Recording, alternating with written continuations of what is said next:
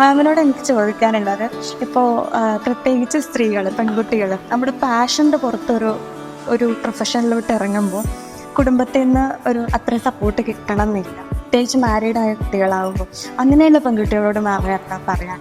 നമ്മുടെ പാഷനെ അടക്കി വെച്ച് വേറൊരു ജോലി ചെയ്യുമ്പോൾ, അല്ലെങ്കിൽ ഒരു വീട്ടമ്മയായി മാറേണ്ടി നിൽക്കുമ്പോൾ, സ്ത്രീയായാലും പുരുഷനായാലും ഒക്കെ നമുക്ക് നമ്മുടെ ഉദ്യോഗം എന്നുള്ളത് പൂർണ്ണമായിട്ടും ആസ്വദിച്ചുകൊണ്ട് തന്നെ ചെയ്യാൻ കഴിയുക എന്ന് പറയുന്നതാണ് യഥാർത്ഥത്തിൽ ഒരു വലിയ അനുഗ്രഹമായിട്ട് എനിക്ക് തോന്നിയിട്ടുള്ളത്.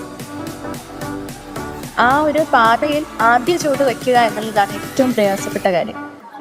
ഇതാണ് ഈ പറഞ്ഞ നമ്മുടെ ഉള്ളിൽ നിന്നും നമുക്കറിയാം എന്താണ് ചെയ്യേണ്ടത് എന്നത്. ദിസ് ഈസ് മൈ പാഷൻ എന്നുള്ള ഒരു പൂർണ്ണ വിശ്വാസം നമുക്കുണ്ടായിട്ടും we are unable to make it our education, we are unable to make it our profession എന്നുള്ളത് ഈ പറഞ്ഞതുപോലെ പലരും നേരിടുന്ന ഒരു പ്രശ്നം.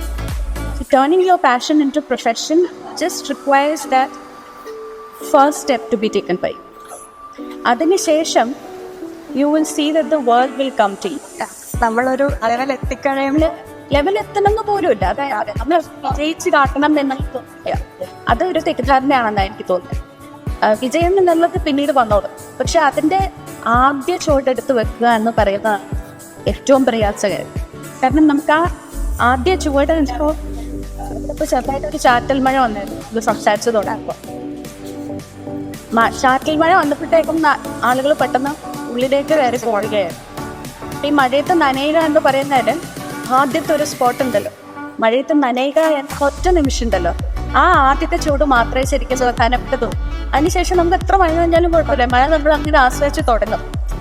ശരിക്കും അതുപോലെയാണ് നമ്മളെ അത്രമാത്രം വിമുഖത കാണിച്ച് നിൽക്കുന്ന ആ പാത എന്ന് പറയുന്നത്. നമ്മുടെ ഉള്ളിൽ അത്രമാത്രം നമുക്കൊരു വിശ്വാസമുണ്ട്, ഒരു ആത്മവിശ്വാസം ഉണ്ട് എന്നുണ്ടെങ്കിൽ ആ ആദ്യ ചൂട് അങ്ങോട്ട് എടുത്തു വയ്ക്കുക.